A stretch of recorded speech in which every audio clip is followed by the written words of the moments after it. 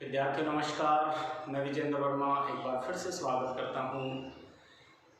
हमने अभी तक चैप्टर 8 कंप्लीट किए और आज हमारा चैप्टर नंबर 9 है एंजाइम। चैप्टर नंबर 9 की बात कर रहा हूँ मैं, एंजाइम।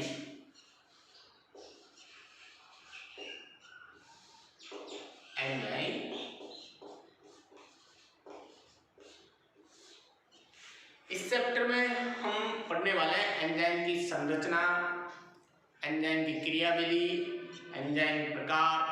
ठीक है, तो हम सबसे पहले बात करते हैं एंजाइम की। एंजाइम कहते किसे हैं, एंजाइम होता क्या है?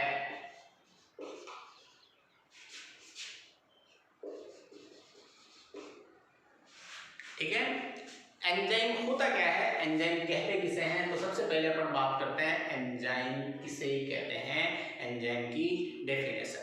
ठीक है, तो सुनना, देखो, प्रोटीन प्रकृति के वे कार्बनिक पदार्थ, प्रोटीन प्रकृति के वे कार्बनिक पदार्थ जो जीवित कोशिकाओं में जैव उत्प्रेरक का कार्य करते हैं, एंजाइम कहलाते हैं। तो देखिए, किसे कहते हैं कि प्रोटीन प्रकृति के, किस प्रकृति के? प्रोटीन प्रकृति के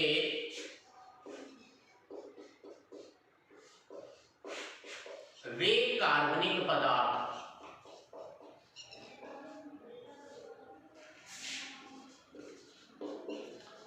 जो जीवित कोशिकाओं में, किनमें? जीवित कोशिकाओं में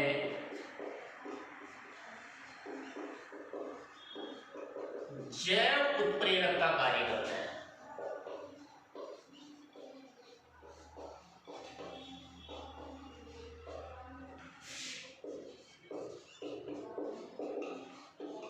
एंजाइम कहलाते हैं।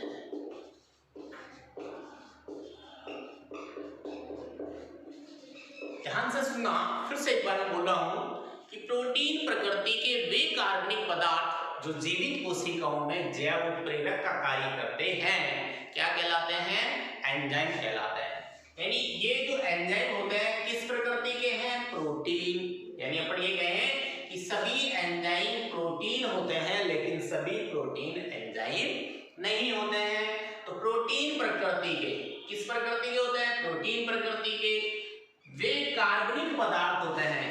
देखो, ये जो एंजाइम है ये प्रोटीन प्रकृति के कार्बनिक पदार्थ होते हैं जो जीवित कोशिकाओं में किसका कार्य करते हैं? उत्प्रेरक का कार्य करते हैं। वो क्या कहलाते हैं? एंजाइम कहलाते हैं। प्रोटीन प्रकृति के ऐसे कार्बनिक पदार्थ जो जीवित कोशिकाओं में उत्प्रेरक का कार्य करते हैं, वो क्या कहलाते हैं? एंजाइम कहलाते हैं। अब हम बात करने वाले हैं, ये तो थी एंजाइम की डेफिनेशन। अब इसका बात करेंगे अपन, ये एंजाइम का इतिहास क्या है, किसने खोजा, कब खोजा, किसने नाम दिया। तो हम नेक्स्ट में बात करने वाला हूं एंजाइम का इतिहास।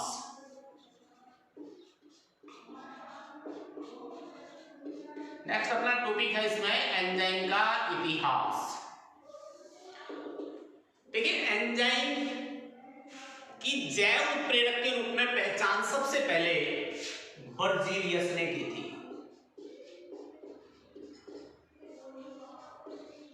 किसने की थी? बर्जीलियस ने 1835 में सर्वप्रथम, सबसे पहले एंजाइम की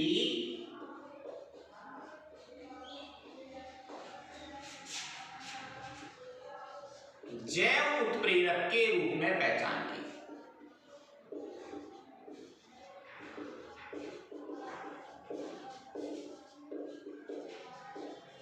देखो, बर्जीलियस जो था उसने सबसे पहले ये बताया कि एंजाइम जो होते हैं वो जैव उत्प्रेरक होते हैं। किसने कहा ये कहा था बर्जीलियस ने 1835 में। ठीक है, उसके बाद आते हैं एडवर्ड बुकनर। कौन आते हैं? एडवर्ड बुकनर। ये जो एडवर्ड बुकनर था, इसने सबसे पहले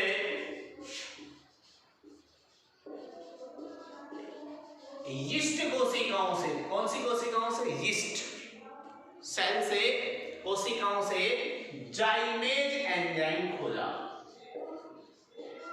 सबसे पहले खोजा गया एंजाइम कौन सा है? जाइमेज। किससे खोजा गया? यीस्ट से खोजा गया। ये फंजाई है, फंजाई बहुकोशिकीय होता है, अपवाद है यीस्ट एक कोशिकीय है, जिसका उपयोग जलेबी बनाने से पहले घोल बनाने में, ठीक है ना, ठीक है, किण्वन में यीस्ट का ही उपयोग किया जाता है। तो ये यीस्ट सेल्स से जाइमेज एंजाइम को सर्वप्रथम किसने खोजा? एडवर्ड बुकनर ने, ठीक है। नेक्स्ट में बात करता हूं एंजाइम। जो शब्द है एंजाइम, इस शब्द का प्रयोग जो है वो सबसे पहले विली कुहन ने किया। किसने? विली कुहन ने। कब किया? 1878 में किया, ठीक है। एंजाइम शब्द का प्रयोग सबसे पहले विली कुहन ने 1878 में किया। उसके बाद देखिए आता है नेक्स्ट जेबी सुमनर। कौन आता है? जेबी सुमनर। जेबी सुमनर ने क्या किया? 1926 में, 1926 में सबसे पहले सर्वप्रथम की मैं बात करूं तो सर्वप्रथम यूरिएज, सबसे पहले एंजाइम कौन सा खोजा गया था? जाइमेज। इसने क्या किया? यूरिएज एंजाइम का क्रिस्टल रूप प्राप्त किया, विशुद्ध क्रिस्टल रूप प्राप्त किया।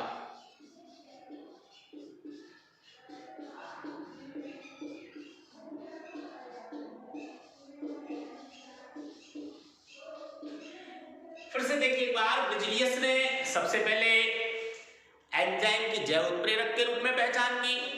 उसके बाद में एडवर्ड बुकनर ने यीस्ट में से जाइमेज को खोजा और एंजाइम शब्द का सर्वप्रथम प्रयोग विली कुहन ने 1878 में किया। उसके बाद जेबी सुमनर ने 1926 में सर्वप्रथम यूरिएज एंजाइम का विशुद्ध क्रिस्टल रूप प्राप्त किया, ठीक है। नेक्स्ट में बात करता हूं, इसको मैं मिटा देता हूं, दिखाई नहीं दे रहा होगा नीचे। नेक्स्ट में बात करूं तो इसमें नेक्स्ट दो वैज्ञानिक आते हैं, सुमनर एवं नार्थ्रो। सुमनर एवं नार्थ्रो, इन्होंने देखिए 1930 में सह प्रमाण बताया। कब? 1930 में सह प्रमाण के साथ ये सिद्ध किया कि एंजाइम जो है रासायनिक रूप से प्रोटीन के बने होते हैं, प्रोटीन होते हैं। किसने कहा? ये सुमनर और नार्थ्रो ने सह प्रमाण सिद्ध किया कि एंजाइम प्रोटीन के बने होते हैं, प्रोटीन होते हैं। फिर से मैं एक बार बता दूं कि एंजाइम, सभी एंजाइम प्रोटीन होते हैं, लेकिन सभी प्रोटीन एंजाइम नहीं होते हैं, ठीक है। इस कार्य के बाद जब ये उन्होंने किया तो इसके बाद उनको सुमनर, नार्थ्रो और स्टेनले, तीनों को सुमनर, नार्थ्रो तथा स्टेनले, इन तीनों को प्रोटीन के लिए कार्य करने, प्रोटीन संबंधी कार्य करने के लिए 1947 में नोबेल पुरस्कार से सम्मानित किया गया। नोबेल पुरस्कार दिया गया कब? 1947 में। किनको मिला? सुमनर, नार्थ्रो और स्टेनले ने प्रोटीन संबंधी कार्य किया, इसके लिए उन्हें 1947 में नोबेल पुरस्कार से सम्मानित किया गया। तो ये था मित्रों इसका इतिहास। नेक्स्ट एक और बात मैं आपको बताना चाहूंगा कि अप्रोटीनी एंजाइम को भी खोजा था, और वो कौन कौन से थे? अप्रोटीन, देखो एंजाइम में फिर से मैं बता रहा हूं कि एंजाइम किसके बने होते हैं? प्रोटीन के बने होते हैं, लेकिन इसका कुछ प्रोटीन, अधिकांश भाग जो इसका है वो प्रोटीन का ही बना होता है, लेकिन कुछ भाग इसका अप्रोटीनी भी होता है। और अप्रोटीनी एंजाइम खोजा जो पूर्ण रूप से प्रोटीनी था, प्रोटीन था ही नहीं उसमें, तो अप्रोटीनी एंजाइम की खोज सेक व अल्टमैन द्वारा की गई थी। किसके द्वारा? सेक व अल्टमैन के द्वारा। और उसका नाम क्या था? राइबोजाइम। क्या नाम था? राइबोजाइम, जिसके बारे में हम आगे पढ़ने वाले हैं। ये था राइबोजाइम। ठीक है, तो यहां तक कोई दिक्कत? फिर से एक बार देखिए, एंजाइम किसे कहते हैं? कि प्रोटीन प्रकृति के वे कार्बनिक पदार्थ जो जीवित कोशिकाओं में जैव उत्प्रेरक का कार्य करते हैं, प्रोटीन कहलाता है। अब फिर उसके बाद में अपन बात की थी इतिहास की। देखो, सर्वप्रथम बर्जीलियस ने एंजाइम को जैव उत्प्रेरक कहा। जैव उत्प्रेरक के रूप में पहचान सर्वप्रथम किसने की थी? बर्जीलियस ने की थी। उसके बाद आते हैं एडवर्ड बुकनर ने यीस्ट कोशिकाओं में से जाइमेज एंजाइम को खोजा। सर्वप्रथम खोजा गया एंजाइम कौन सा है? जाइमेज। और एंजाइम शब्द का जो प्रयोग किया था सबसे पहले, एंजाइम, ठीक है ना, वो थे बिली कुहरे। जेडी सुमनर ने यूरिएज एंजाइम का विशुद्ध क्रिस्टल रूप प्राप्त किया था। ठीक है, नेक्स्ट आता है सुमनर और नार्थ्रोप। उन्होंने सप्रमाण ये बताया कि एंजाइम प्रोटीन के बने होते हैं। इस कार्य के लिए सुमनर, नार्थ्रोप, क्रिस्टेले को 1947 में नोबेल पुरस्कार से सम्मानित किया गया। और अप्रोटीनी एंजाइम की खोज की थी सेक व अल्टमैन ने। और ये अप्रोटीन एंजाइम कौन सा है? राइबोजाइम। ठीक है, नेक्स्ट अपन इसी में चर्चा करने वाले हैं एंजाइम की संरचना। ठीक है, तो अपना नेक्स्ट टॉपिक आता है एंजाइम की संरचना। नेक्स्ट बात करते हैं अपन प्रोटीन की संरचना की। तो देखिए, प्रोटीन की संरचना, सॉरी एंजाइम की संरचना, प्रोटीन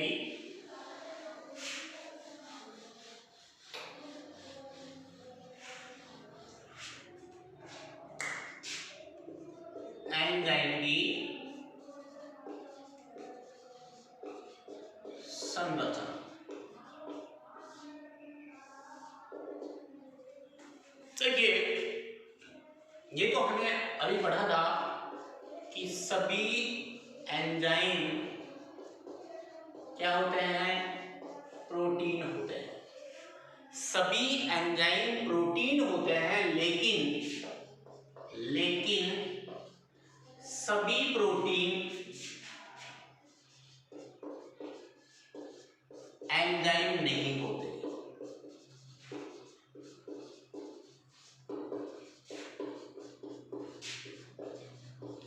सभी एंजाइम प्रोटीन होते हैं, लेकिन सभी प्रोटीन एंजाइम नहीं होती हैं। अभी हमने पढ़ा था राइबोजाइम। राइबोजाइम एंजाइम क्या था? ये अप्रोटीन एंजाइम था।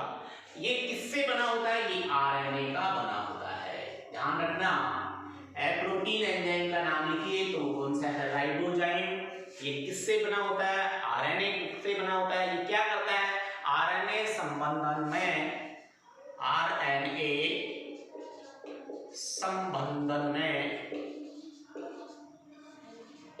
सहयोग करता है, स्प्लिसिंग में सहयोग करता है। ठीक है, सभी एंजाइम प्रोटीन होते हैं, लेकिन सभी प्रोटीन एंजाइम नहीं होते हैं। हमने पढ़ा था कि राइबोजाइम एंजाइम जो है प्रोटीन एंजाइम है, वो आरएनए का बना होता है और ये आरएनए स्प्लिसिंग में सहयोग करता है। देखो, नेक्स्ट में बात करता हूं कुछ एंजाइम, जैसे बात करूं मैं पेप्सिन। कौन सा एंजाइम है? पेप्सिन, जो प्रोटीन का पाचन करता है। और यूरिएज, ये दोनों ही एंजाइम, ध्यान रखना, पूर्ण रूप से प्रोटीन के बने होते हैं। दो चीजें मैंने आपको बताई हैं कि एंजाइम है वो प्रोटीन से बने होते हैं, लेकिन सभी प्रोटीन एंजाइम नहीं होते हैं। राइबोजाइम एंजाइम है वो प्रोटीन एंजाइम है जो आरएनए से बना होता है। जबकि पेप्सिन और यूरिएज दो ऐसे एंजाइम हैं जो पूर्ण रूप से किससे बने होते हैं? प्रोटीन से बने होते हैं। ठीक है, अभी देखो ऊपर वाला सब फिर से याद आता है कि सभी एंजाइम किससे बने होते हैं? प्रोटीन से बने होते हैं, लेकिन प्रोटीन के साथ अप्रोटीन भाग भी होता है। याद रखना, सभी एंजाइम प्रोटीन के होते हैं, लेकिन प्रोटीन के साथ अप्रोटीन भाग भी होता है। ठीक है, ये अप्रोटीन जो भाग है वो प्रोटीन की क्रियाशीलता को बनाए रखता है। क्या करता है? प्रोटीन की क्रियाशीलता को बनाए रखने का काम कौन करता है? बोलिए, अप्रोटीन भाग। ये प्रोटीन की क्रियाशीलता के लिए आवश्यक होता है। इस प्रकार का एंजाइम जो किससे बना होता है? प्रोटीन और अप्रोटीन दोनों भागों से मिलकर बना होता है, तो इसको कहते हैं होलो एंजाइम। याद रखना, क्या कहेंगे इसको? Holo enzyme. इस होलो एंजाइम को अपन यूं भी कह सकते हैं, पूर्ण एंजाइम भी कह सकते हैं। यानी कि पूर्ण एंजाइम किससे बना होता है? प्रोटीन और अप्रोटीन भाग से मिलकर बना होता है। फिर से देखिए एक बार कि जो प्रोटीन भाग है, इस प्रोटीन को क्या कहते हैं? अप्रोटीन को क्या कहते हैं? तो इस प्रोटीन को कहते हैं, प्रोटीन भाग को, एंजाइम का वह भाग जो प्रोटीन से बना होता है वो कहलाता है एपो एंजाइम। क्या कहलाता है? बोलिए, एपो एंजाइम। ठीक है, और अप्रोटीन जो भाग होता है वो कहलाता है इसका सहकारक, कोफैक्टर। क्या कहलाता है? सहकारक। ठीक है, ये सहकारक भी 3 होते हैं स्टूडेंट्स। यहां दिखाई दे रहा होगा, दिखाई दे रहा है नहीं दे रहा? चलो कोई नहीं, एक बार मैं इधर लिख देता हूं। ये देखिए, ये 3 होते हैं सहकारक भी। कौन कौन से? फर्स्ट जो होता है वो होता है प्रोस्थेटिक समूह है। कौन सा समूह है? प्रोस्थेटिक समूह है। दूसरा होता है सह एंजाइम, और थर्ड जो होता है वो होता है स्टूडेंट्स सक्रियक। कितने हो गए? 3। यानी कि इस संपूर्ण भाग को अपन क्या कहेंगे?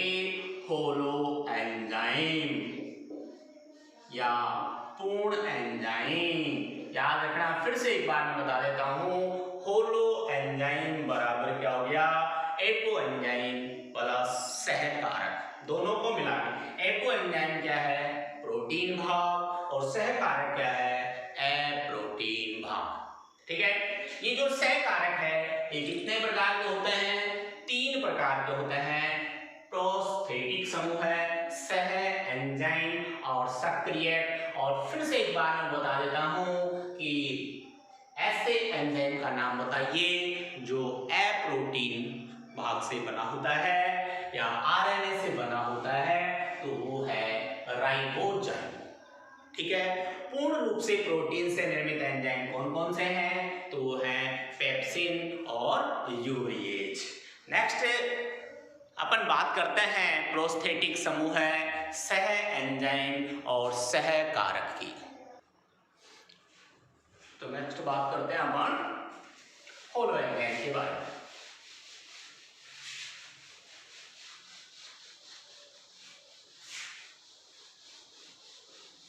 देखिए, होलो एंजाइम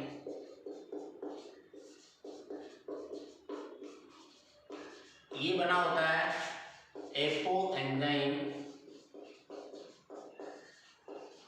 और सहकारक का। ठीक है, ये सहकारक कितना है? 3। नंबर 1 की बात करूं तो आता है प्रोस्थेटिक समूह,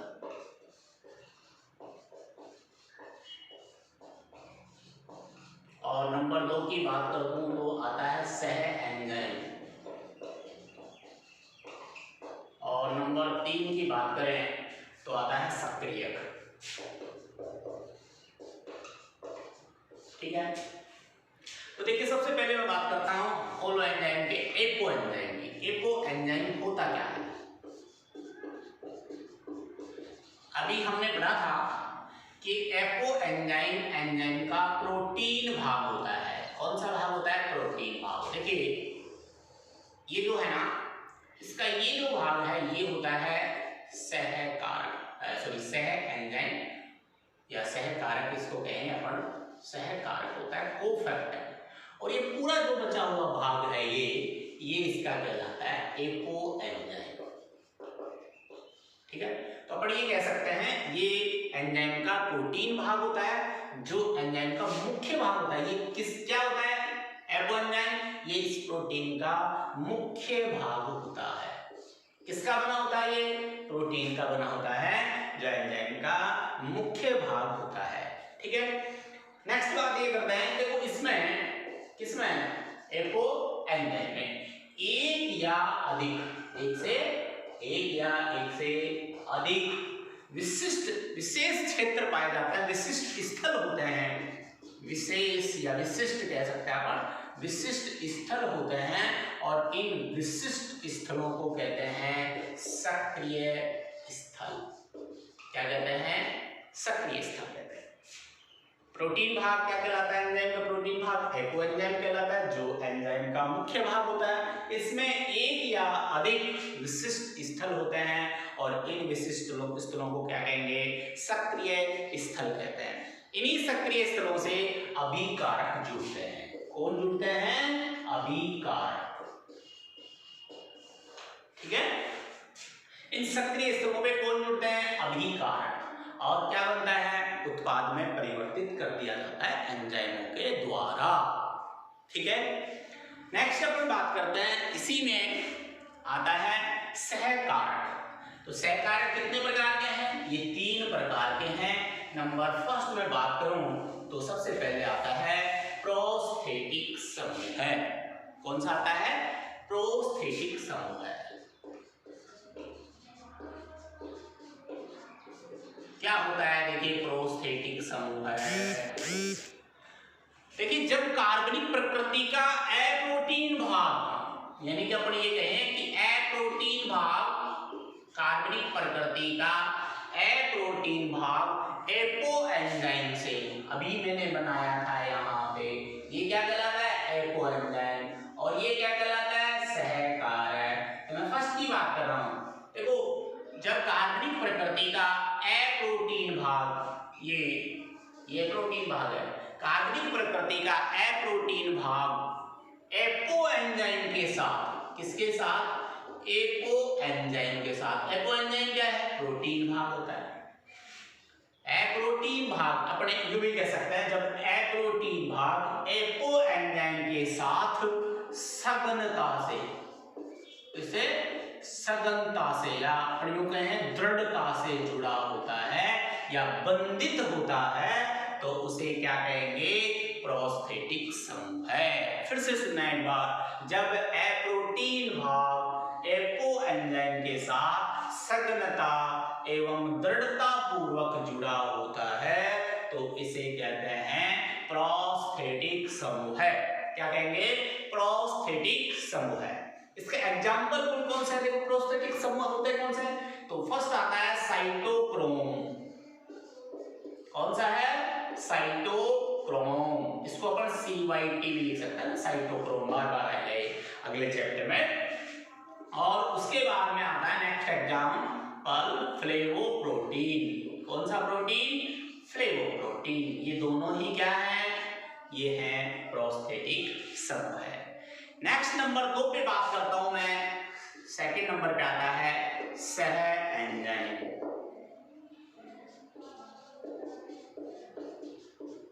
कौन सा एंजाइम? सह एंजाइम।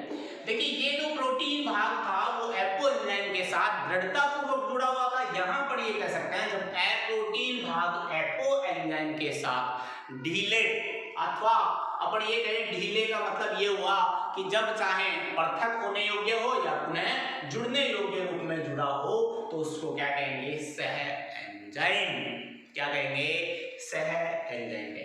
फिर से देखना, जब प्रोटीन भाग एपो एंजाइम के साथ दृढ़ता से जुड़ा होता है तो उसको कहते हैं प्रोस्थेटिक समूह है। और जब प्रोटीन भाग एपो एंजाइम के साथ ढीले ढाले रूप में जुड़ा होता है ढीले ढाले का मतलब जब चाहे उससे जोड़ सकते हैं, जब चाहे उससे पृथक कर सकते हैं, ठीक है ना।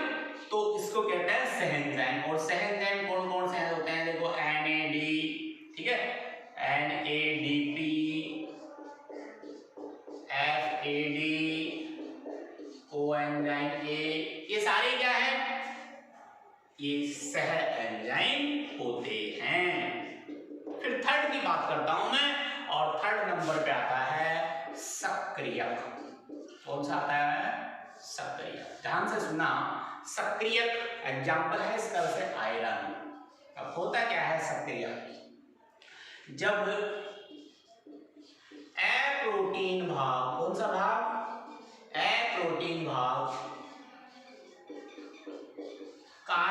अकार्बनिक प्रकृति, जब ए प्रोटीन भाग अकार्बनिक प्रकृति का कोई धातु आयन होता है, जब ए प्रोटीन भाग अकार्बनिक प्रकृति का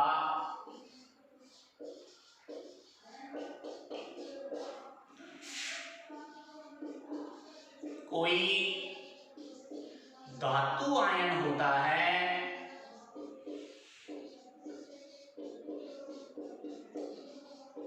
तो उसे क्या कहेंगे, सक्रिय कहेंगे। और धातु आयन कौन सा हो सकता है, आयरन।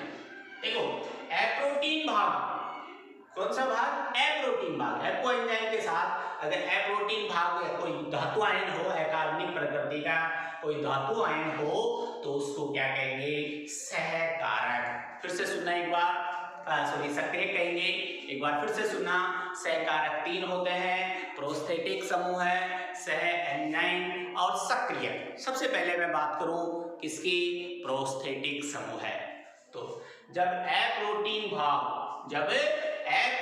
भाग एपो एंजाइम के साथ दृढ़ता सघनता से जुड़ा होता है, सघनता दृढ़ता पूर्वक रूप से जुड़ा होता है, तो उसको क्या कहेंगे अपन, प्रोस्थेटिक समूह है।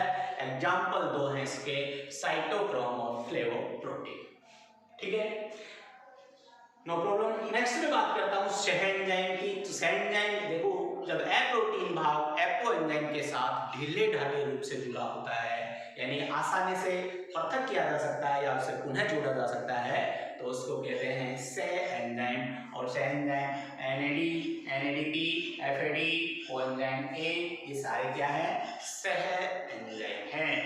नेक्स्ट बात करूं मैं सक्रियक की। जब एप्रोटीन भाग अकार्बनिक प्रकृति का कोई धातु आयन होता है, यानी एप्रोटीन की जगह क्या हो, कोई भी अकार्बनिक प्रकृति का धातु आयन, और इसका एग्जांपल क्या है, आयरन, ठीक है। फिर से एक बार देखिए कि होलो एंजाइम इसको पूर्ण एंजाइम कहते हैं, और पूर्ण एंजाइम 2 भागों से मिलकर बना होता है, प्रोटीन भाग जो मुख्य भाग होता है, और एक होता है अप्रोटीन भाग। प्रोटीन भाग को कहते हैं एपो एंजाइम, और अप्रोटीन भाग को कहते हैं सहकारक, ठीक है। सहकारक 3 होते हैं, प्रोस्थेटिक समूह है, सहएंजाइम और सक्रियक, ठीक है। तो ये आज हम इतना ही पढ़ेंगे। नेक्स्ट अपन इन एंजाइम के जो गुण हैं वो अगले पार्ट में पढ़ने वाले हैं, ठीक है।